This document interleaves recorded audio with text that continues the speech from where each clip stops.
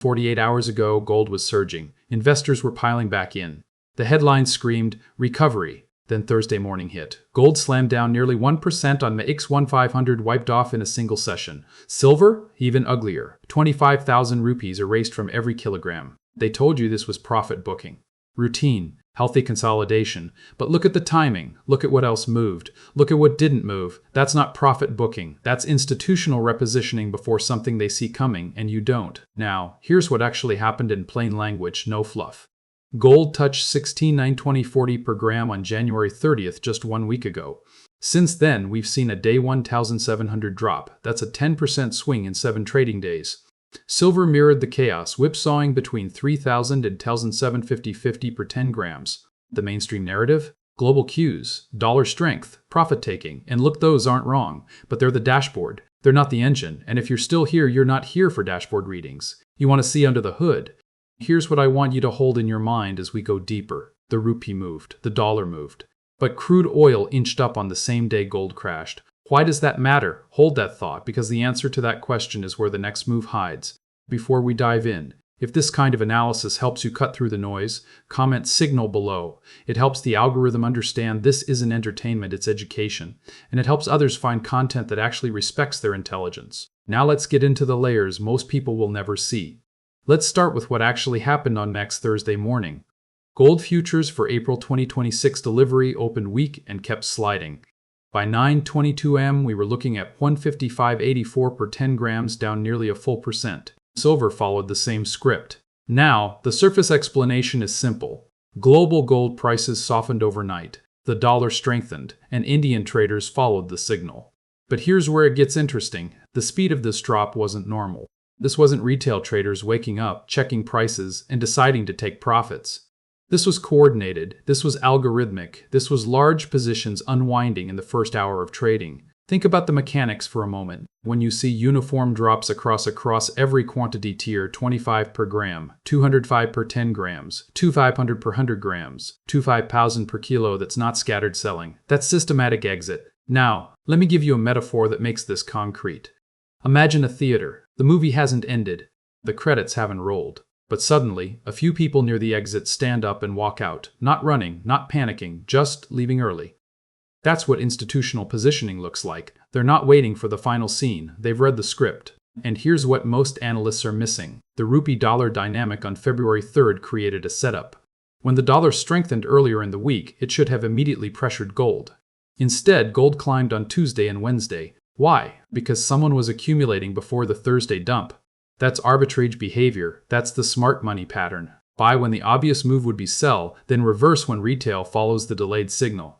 If you skip to this timestamp thinking you get the answer, go back. The answer is in the pattern, not the price. And here's the part that should make you lean forward.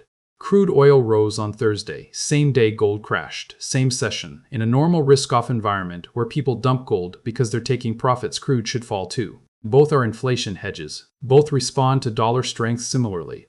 But crude went the opposite direction. That tells me this wasn't a broad risk-off move. This was specific to precious metals. This was targeted. The question isn't why gold fell.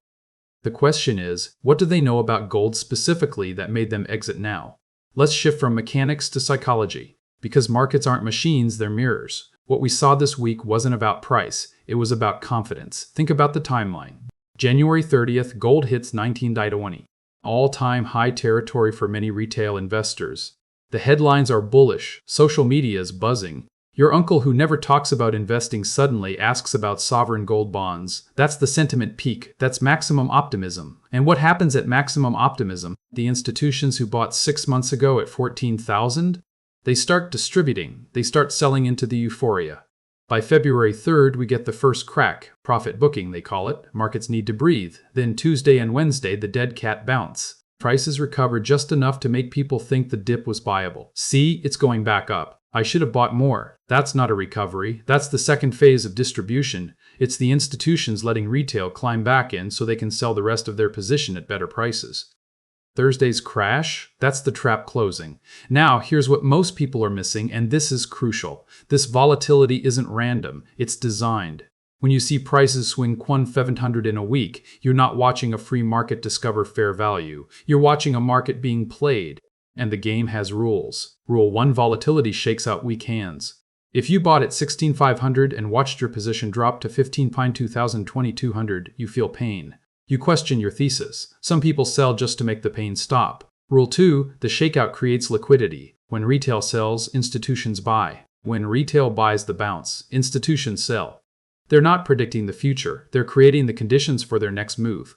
Rule 3: headlines always justify the move after it happens. Profit booking, global cues, dollar strength. These aren't predictions. They're post hoc rationalizations. Ask yourself, how many times this week did you read an article that predicted Thursday's crash before it happened? I'm guessing 0, but I guarantee you read 10 articles explaining it after the fact. That's the behavioral trap. We consume explanations and mistake them for understanding. We think we've learned something when we've only been given a story. The real signal isn't in the explanation, it's in the structure of the move. Alright, we're 10 minutes in. If you're still here, you're not here for hype. You want the full picture. So let me widen the lens. I look at markets through what I call the 6 screens approach. Price is only one screen. The other 5 are currency dynamics, bond yields, geopolitical positioning, institutional flows, and sentiment extremes. Let's run through what each screen is showing right now. Screen 1, the dollar. The dollar index strengthened through early February. That's the obvious headwind for gold globally. When the dollar rises, gold priced in other currencies becomes more expensive, reducing international demand. But here's the nuance. The rupee didn't weaken as much as it should have, relative to dollar strength. That tells me the RBI is managing the slide. They're burning reserves or intervening in forward markets. Why would they do that during a week when they could let the rupee weaken and make imports cheaper? Unless they're worried about capital flight. Unless they're seeing outflows they need to manage carefully. Screen 2, crude oil. I mentioned this earlier, but let me expand. Crude inched up on Thursday. That's a pro-inflation signal. Higher oil means higher input costs, which usually supports gold as an inflation hedge. But gold fell anyway. That divergence is significant. It suggests the selling pressure on gold wasn't about macro, it was about positioning. Someone needed to exit gold specifically, regardless of the inflation outlook. Screen 3, global yields. US Treasury yields have been volatile.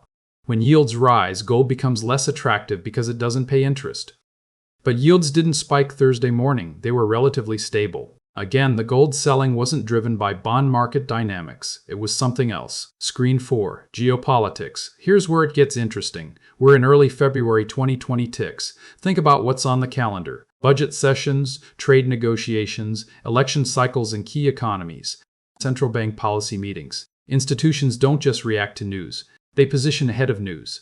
They have access to policy whispers, diplomatic channels, and economic data before it's public. When I see coordinated precious metals selling without a clear macro trigger, I ask, what announcement are they front-running? What do they know about the March RBI meeting? About US tariff decisions? About Chinese gold reserves policy? We don't know, but someone does. Screen 5, institutional flows. The MCX data shows concentrated selling in the first hour of trading. That's not retail behavior. Retail traders in India don't wake up, analyze overnight markets, and execute by 9:32 am. They check prices at lunch, they trade in the afternoon. Morning moves are institutional, evening moves are retail. Thursday's morning dump was smart money repositioning. Screen 6, sentiment extremes. After touching 16-20 on January 30th, we saw maximum bullish sentiment. Every dip was being bought. Every rally was being chased. That's the signal for a reversal. Not because sentiment causes reversals, but because extreme positioning creates fragility. Everyone who wants to be long is already long. There's no one left to buy. The only direction for maximum bullishness is less bullish. Alright, here's where we shift from analysis to application. I'm going to give you 3 scenarios, not prediction scenarios, because predictions are for pundits. Position sizing is for professionals. Scenario 1, the washout continues. If gold breaks below sign 48,000 on MEX, that's the next major support. Expect a cascade. Stop losses will trigger. Leveraged positions will unwind. We could see 144,000 before any meaningful bounce. In this scenario, silver doesn't just fall. Silver crashes. The gold-silver ratio widens. Silver tests 225 pillion per kilo or lower. What triggers this? A stronger dollar, a hawkish RBI, any headline about gold imports restrictions. The signal to watch if gold bounces from 140-40-40 within 3 sessions, that's a lower high. That's bearish structure confirmation. Scenario 2, the V recovery. Gold holds 150,000, consolidates for a week, then reclaims 155 million on volume. This is the buyable dip scenario. It means Thursday was genuine profit booking, not institutional distribution. It means the bull market is intact. What triggers this? Global central bank buying, geopolitical shock, inflation data that surprises to the upside. The signal to watch: if gold closes above 153,000 with increasing volume and silver outperforms on the same day, that's accumulation resuming. That's institutional re-entry. Scenario 3. The range trap. This is the scenario most people don't prepare for. Gold oscillates between DOE 148,000 and DOE 155,000 for weeks, maybe months. Every rally fails at resistance. Every dip finds support. This grinds down retail traders. It exhausts bulls and bears alike. It benefits only one group, option sellers who collect premium while everyone else bleeds. In a range market, direction doesn't matter. Volatility matters.